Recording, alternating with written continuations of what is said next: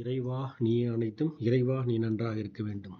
நன்றாக எங்களை படைத்தாய் இறைவா, நன்றாக அனைத்தையும் கொடுத்திருக்கின்றாய் இறைவா. இறைவா உந்தனுக்கு நன்றி நன்றி நன்றி. அன்னை லோபாமுத்திர உடனுடைய தந்தை அகத்திய மாமுனிவரின் பொற்பாதங்களை பணிந்து இந்த பதிவினை வெளியிடுகின்றோம். இந்த பதிவோட டாபிக் என்னன்னா, ஜோதிடர்கள் பலன் சொல்லக்கூடாத ஜாதகம் இது. இது பதிவு போகிறதுக்கு முன்னாடி ஒரு சின்ன ஒரு செய்தி. அணுதினமும் அனைவரும் புண்ணியங்கள் செய்க. புண்ணியங்களே நம் அனைவரின் வாழ்க்கையும் உயர்த்தும் மகத்தான இறைவன் கொடுத்த கருவி. புண்ணியங்கள் செய்து கொண்டே இருக்க ஜீவராசிகளுக்கு அனுதினம் உங்களால் இயன்ற புண்ணியங்களை செய்து கொண்டே இருங்கள். சைவம் கட்டாயம் கடைபிடியுங்கள். சைவமே புண்ணிய உலகின் திறவுகோல். இதை சொல்லிவிட்டு இந்த பதிவுக்குள்ளே போவோம். இந்த பதிவு ஜோதிடர்கள் பலன் சொல்லக்கூடாத ஜாதகம் இதுதான் அந்த பதிவு. நம்மலாம் இன்டர்நெட்டில் பார்த்துட்டு date of birth, time of birth, place of birth போட்ட உடனே டப்புன்னு நேராக போயிட்டு ஜோசியம் பார்த்துடுறோம். பார்த்துட்டு டப்புன்னு பலன் சொல்கிறோம். ஆனால் இறை உலகத்தில் இந்த ஜாதகத்தை நமக்கு கொடுக்க போகிறப்போ ஒரு சில ஜாதகங்களுக்கு பலனே சொல்லக்கூடாதுங்கிறது இறைவனோட விதி. அதில் ஒரு விதியை குருநாதர் அன்புடன் அகத்திய மாமுனிவர் சித்தன்னருள் 1711 பதிவில் கொடுத்துருக்காங்க. அதோட லிங்க் டிஸ்கிரிப்ஷனில் கொடுக்குறோம். உள்ளே போய் டீட்டெயிலாக நீங்கள் பார்த்துங்க. இதை பற்றின டீட்டெயில் நிறைய விஷயங்கள் இருக்கும். அதில் போய் நீங்கள் பார்த்துங்க. அன்புடன் அகத்திய மாமுனிவர் வாக்கு இப்போ பார்ப்போம். ஜோதிடம் பார்ப்பவன் ஒரு ஜாதகத்தில் கேதுவானவன் 5, 9, 12ஆம் இடத்தில் இருந்தால் அந்த ஜாதகனுக்கு பலன் சொல்லவே கூடாது. ஏனென்றால் அவர்கள் வாழ்க்கையில் அனைத்தையும் பட்டு அனுபவித்து இறைவனை வந்தடைய வேண்டும் என்பது விதி. இப்படிப்பட்டவர்களுக்கு ஜாதகம் பார்த்து சொல்லப்போக ஜோதிடம் பார்ப்பவன் அவர்களது கர்மாவை வாங்கி கொள்வான் என்பது விதி.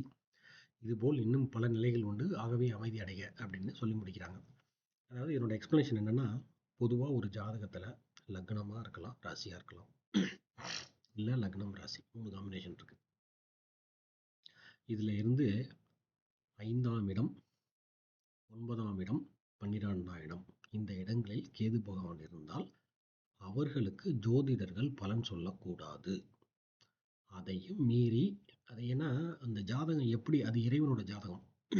அந்த ஜாதகம் வாழ்க்கையில் அனைத்தும் பட்டு அனுபவித்து அப்புறம் இறைவனை வந்தடைய வேண்டும் என்பதே பிரம்மதேவரோட விதி. இது குருநாதர் சொல்லக்கூடிய ஒரு வாக்கு, முக்கியமான வாக்கு. சரி, இதை மீறி பார்த்துட்டாங்க. இது நிறைய பேர் தெரியாது, பார்த்துட்டு இருப்பாங்க. இதை மீறி அவர்களுக்கு பார்த்து பலன் சொன்னால் என்ன ஆகும்? அந்த ஜாதகரோட கர்மாவை ஜோதிடம் பார்க்குறவர் வாங்கி கொள்வார் என்பது மாபெரும் விதியாகும். இதுதான் சொல்கிறாங்க. அதனால் ஒரு ஜாதகத்தை பார்க்கும் பொழுது இது மாதிரி நிறைய விதிகளை சொல்லியிருக்காங்க குருநாதர். சித்தன்னருள் தளத்தில் இருக்குது. அதில் முக்கியமான விதி இது. இதை ஒரு நிகழ்வில் சத்சங்கத்தில் முக்கியமான இடத்துல சொல்லப்பட்ட ஒரு வாக்கு. அப்போ முதல்ல ஒரு அஸ்ட்ராலஜர் என்ன பண்ணணும்? முதல்ல ஜாதகம் வாங்கணும். ஜாதகம் வாங்குறப்ப என்ன பண்ணணும்?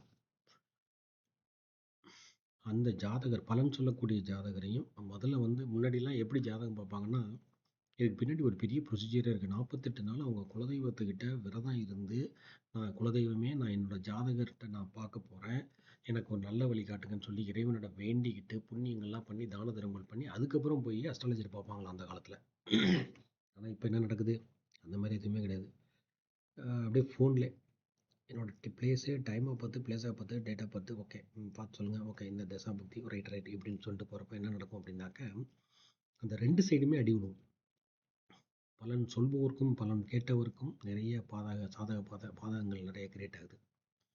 ஸோ அப்போது எப்படி பார்க்கணும் அப்படின்னா, முதல்ல இறைவா நீ அனைத்தும், இறைவா நீ நன்றாக இருக்க வேண்டும். இதை கட்டாயமாக சொல்லியே எந்த புண்ணிய காரியம் பண்ணாலும், பர்டிகுலராக ஜாதகம் ஓப்பன் பண்ணுறப்ப சொல்லி ஆகணும். இது ஒரு கேடயம்.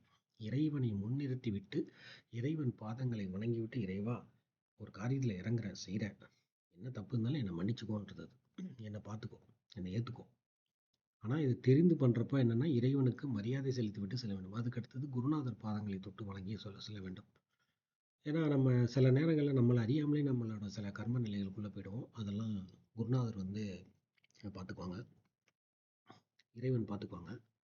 ஏன்னா என்னதான் மனிதனாக இருந்தாலும் சில தவறுகள் பண்ண தான் செய்வாங்க. அதுதான் ஏதி.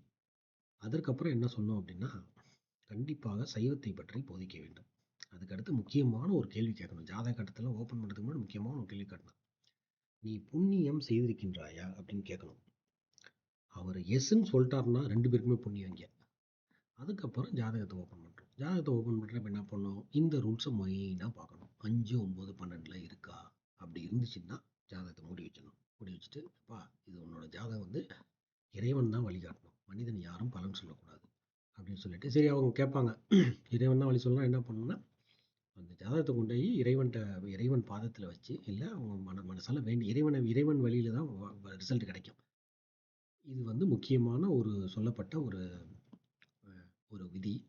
இது நிறைய பேருக்கு நிறைய விதிகளை பார்ப்போம். நிறைய ஜோதிடங்களை பற்றி கிரகங்களிடமே கேட்டு சித்தர்கள் சொல்லியிருக்கிறாங்க. அதெல்லாம் ஒன்று ஒன்றா பார்க்க போகிறோம். இந்த தளம் இயங்குவது அனைத்துமே சித்தர்களின் அருளாசியால் தான் இயங்கிக் கொண்டிருக்கின்றது. இறைவன் அருளாசியால் தான் இயங்குது. இது நம்மளாலாம் இந்த கருத்துக்கெல்லாம் வெளியிட முடியாதுங்க. இது இறைவன் சித்தர்கள் சொன்னால் மட்டும்தான் வெளியிட முடியும். மனித நிலையிலேருந்து இது வெளியிட முடியாது. அப்படியே தொடர்ந்து போகணுன்னாலும் வந்து நிறையா இதுக்கான ஒரு சில நிலைகள்லாம் ஃபேஸ் பண்ணி தான் போகிற மாதிரி இருக்கும்.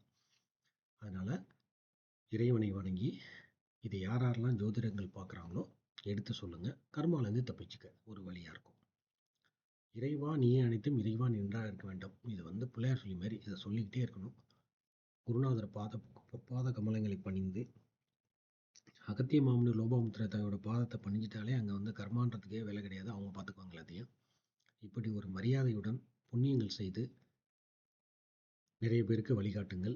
இந்த விஷயங்களை நிறைய பேருக்கு தெரியாது. இந்த இப்போ சொன்ன கருத்துக்கள் எடுத்து சொல்லுங்கள் எல்லாரிடம். நல்லதே நடக்கும்.